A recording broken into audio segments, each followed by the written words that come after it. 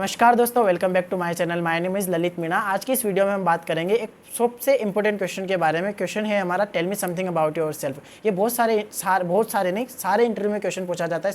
जब भी आप इंटरव्यू देने के लिए, किसी भी जॉब के लिए इंटरव्यू देने के लिए जाते हो, चाहे वो MNC कंपनी हो, कोई नॉर्मल सी कंपनी हो या डोमेस्टिक कंपनी हो, फिर एयरलाइंस हो, किसी भी कंपनी में अगर हम इंटरव्यू देने के लिए जाते हैं तो सबसे फर्स्ट क्वेश्चन जो आपका होता है वो होता है tell me something about your self.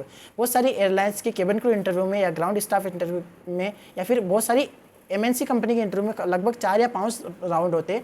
उन 5 राउंड में एक कॉमन क्वेश्चन यही होता है, tell me something about your, जो कि HR द्वारा फर्स्ट क्वेश्चन हमसे पूछा जाता है। तो इस वीडियो में हम जानेंगे इस क्वेश्चन का एक सैंपल आंसर मैं आपको बताऊंगा कि आपको क्या क्या चीज़ें ध्यान में रखते हुए इस क्वेश्चन का आंसर देना है। तो प्लीज़ मेरी आपसे रिक्वेस्ट है कि प्लीज़ इस वीडियो को लास्ट तक देखिएगा, ताकि आपको थोड़ा सा आइडिया मिल जाएगा कि इस क्वेश्चन का आंसर आपको देना कैसे है। तो दोस्तों, सबसे पहले आपको क्या करना है कि जब आप इंटरव्यू देने के लिए जाते हैं तो आपका रिज्यूमे पहले से ही जो इंटरव्यू HR रूम जो होता है, उस जो आपके जो इंटरव्यू ले रहे होते हैं इंटरव्यूअर, वो आपका रिज्यूमे ऑलरेडी पढ़ चुके होते हैं। तो आपको एक चीज़ हमेशा ध्यान रखनी है कि आप जो भी आंसर उनको दे रहे हैं और आपके जो रिज्यूमे में जो डिटेल मेंशन है वो मैच होनी चाहिए, वो मिसमैच नहीं होनी चाहिए। जैसे कि अब मैं आपको एक एग्जाम्पल देता हूँ कि जैसे मैंने कहीं पर भी TL एक जॉब करी हुई है, मेरे पास 3 साल का एक्सपीरियंस है और रियल में भी मुझे 3 साल का ही एक्सपीरियंस है जॉब का, और मैंने एक रिज्यूमे में मेंशन कर रहा है कि मुझे 5 साल का एक्सपीरियंस है। तो वहाँ पे क्या होता है कि जो हमारी डिटेल्स है वो मिसमैच हो सकती है। तो इससे आपको एक चीज़ ध्यान रखनी है कि आपको आपकी रिज्यूमे की डिटेल और आप जो आंसर दे रहे हैं वो डिटेल दोनों मैच होनी चाहिए। तो इसके लिए आप 2 चीज़ें कर सकते हैं। पहली चीज़ आप क्या कर सकते हैं कि रिज्यूमे बनाने से पहले आपके आंसर तैयार कीजिए, या फिर दूसरी चीज़ आप कर सकते हैं कि आंसर तैयार करने के बाद आपका रिज्यूमे बनाइए। ओके, तो इससे आपकी डिटेल्स मिसमैच नहीं होगी और आपको रॉन्ग आंसर भी नहीं देना पड़ेगा। तो इस वीडियो का आंसर जानने से पहले मैं इसके कुछ बेसिक टॉपिक है, जो बेसिक चीज़ें हैं जो आपके ध्यान में रखनी है, तो उसके ऊपर पहले फोकस करेंगे। तो उसको मैंने कुछ पॉइंट्स में डिवाइड किया है।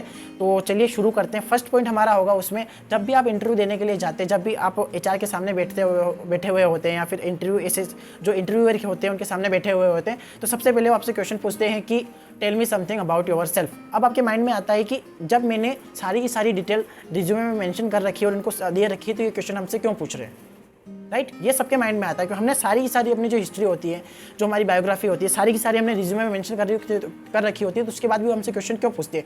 वो इसलिए पूछते हैं दोस्तों कि वो आपके बारे में जानना चाहते हैं कि आप अपने आप को किस तरह से उनके सामने प्रेजेंट कर सकते हो, आप अपने बारे में कितना जानते हो, या फिर अपने बारे में लोगों को कितना बता सकते हो। इसलिए वो आपसे ये क्वेश्चन पूछते हैं। ओके, तो इसके लिए आपको सबसे पहले क्या करना होगा कि वहाँ पर क्या होता है कि बहुत बार कन्फ्यूजन हो जाता है कि हमें क्या चीज़ ऐड करनी है और क्या चीज़ रिमूव करनी है हमारे आंसर में। तो उसके लिए आपको क्या करना होगा कि एक हमारी जो पर्टिकुलर जॉब से रिलेटेड जो क्वालिटीज़ है वो हमको उसकी एक लिस्ट बना लेनी चाहिए। जैसे कि मैं किसी एक सॉफ्टवेयर इंजीनियर का जॉब के लिए जा रहा हूँ, तो उसके लिए क्या क्या क्वालिटीज़ है वो मेरे को एक लिस्ट में मेंशन करनी है। या फिर मैं किसी केबिन क्रू की जॉब के इंटरव्यू के लिए जा रहा हूँ, तो उसके लिए क्या क्या क्वालिटी होगी वो मुझे सारी की सारी वहाँ पर मेंशन करनी होगी और याद रखनी होती है।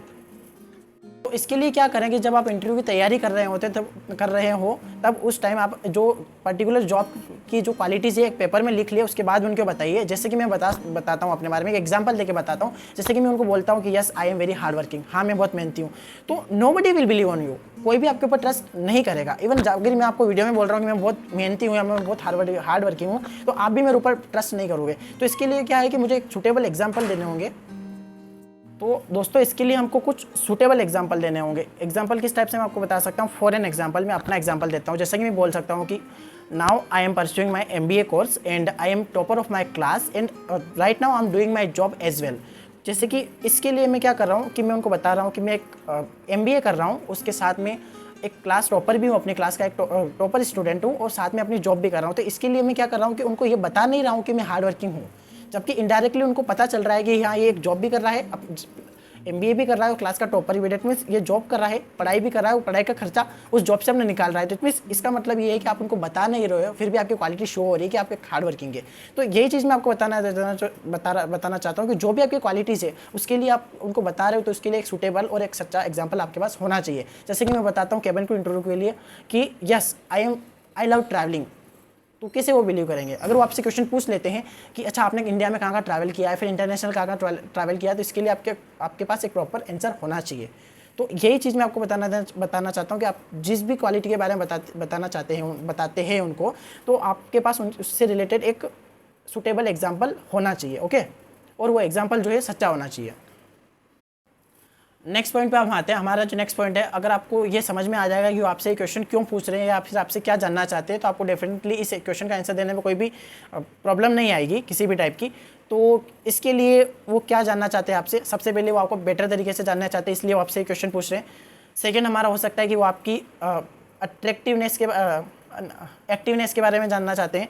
इंटरपर्सनल स्किल्स, कम्युनिकेशन स्किल्स, आपकी पर्सनालिटी और मैनेजमेंट स्किल, इन सब चीज़ों के बारे में वो जानना चाहते हैं, इसलिए वो आपसे क्वेश्चन पूछ रहे हैं। ठीक है, तो प्लीज़ वीडियो को लास्ट तक देखिएगा, और अगर आपको वीडियो थोड़ी सी पसंद आ रही है तो प्लीज़ मेरे वीडियो को लाइक कीजिए, सब्सक्राइब कीजिए और शेयर कीजिए अपने दोस्तों के साथ।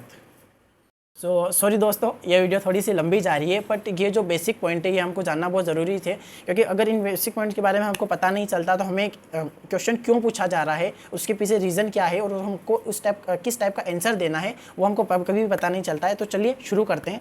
सबसे पहले मैं इसको कुछ पार्ट्स में डिवाइड करूँगा, जैसे name, place, education, family background और अपनी हॉबीज़ के बारे में। ओके, तो चलिए शुरू करते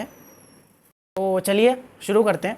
सबसे पहले मैं अपने बारे में बताऊंगा। जैसे ही वो क्वेश्चन HR हमसे क्वेश्चन पूछता है, tell me about yourself. Okay, तो यहाँ पे क्या करना है, आपको अपने बारे में बताना है। जैसे कि मैं बताऊंगा हेलो मैम या फिर हाय मेड सर नहीं बोलना है, ये एक अनप्रोफेशनल वे होता है। हमको वहाँ पे बोलना है गुड मॉर्निंग सर या गुड आफ्टरनून, जो भी आपका टाइम हो रहा है, जिस भी टाइम आप इंटरव्यू दे रहे हो, चाहे मॉर्निंग हो, इवनिंग हो या फिर दोपहर हो, वहाँ पे आपको बोलना है good morning sir, good afternoon sir. अगर वो पूछते हैं Lalit tell me something about yourself, उस कंडीशन में मुझे अपना नाम नहीं लेना है। अगर वो पूछते हैं कि tell me something about yourself, तो वहाँ पे मुझे क्या करना है, sir my name is Lalit Meena and I am 21 year old.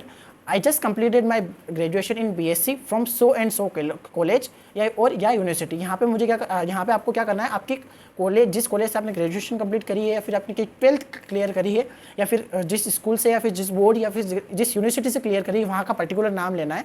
उसके बाद जैसे कि मैं आपको एक बार और बोल के बता देता हूँ, my name is Lalit Meena and I am 21 year old. I just completed my sorry दोस्तों, थोड़ा सा डिस्टर्ब हो गया था।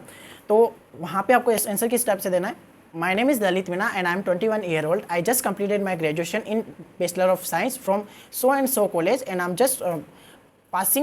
Just pursuing my MBA degree from this college. तो वहाँ पे आपको क्या करना है, आपकी प्रीवियस क्वालिफिकेशन के बारे में बताना है एंड आपकी जो अभी आप कर रहे हो उसके बारे में बताना है, और आप हाईएस्ट क्वालिफिकेशन, तीनों चीज़ों के बारे में आपको क्या करना है वहाँ पे मेंशन करना है। ओके, एक बहुत इंपॉर्टेंट चीज़ वो मैं आपको बता देना चाहता हूँ। अगर आपने आपके बारे में, आपकी एजुकेशन के बारे में बता दिया और आपकी एजुकेशन से रिलेटेड आपने कुछ एक्स्ट्रा किया है, जैसे कि मैं आपको एग्जांपल देता हूँ। जैसे कि मैं एक जॉब, कुछ एग्जांपल के थ्रू आपको समझाना चाहता हूँ कि कुछ जॉब के लिए इंटरव्यू दे रहा हूँ। जैसे कि मैं सॉफ्टवेयर इंजीनियर के लिए इंटरव्यू दे रहा हूँ, तो वहाँ पे मुझे क्या उससे रिलेटेड अगर मैंने C++ कुछ कोडिंग के कोर्सेज C++, जावा या पाइथन अगर मैंने किया है वहाँ पे, तो मुझे वहाँ पे उनको बताना होगा जो आप मैंने एक्स्ट्रा एक्टिविटी की है, ताकि इससे मुझे क्या वो प्रेफरेंस मिलेगी। सेम अगर मैं केबिन क्रू के इंटरव्यू के लिए जाता हूँ, तो अगर मैंने कोई ट्रैवल से रिलेटेड कोई कोर्स किया है या फिर होटल से रिलेटेड कोई कोर्स किया है, फिर एविएशन से रिलेटेड कोई कोर्स किया है, फिर कोई इंस्टीट्यूट से कोई ट्रेनिंग या डिप्लोमा लिया है, तो मुझे वहाँ पर बताना होगा। इससे क्या होगा कि मुझे प्रेफरेंस मिलेगी।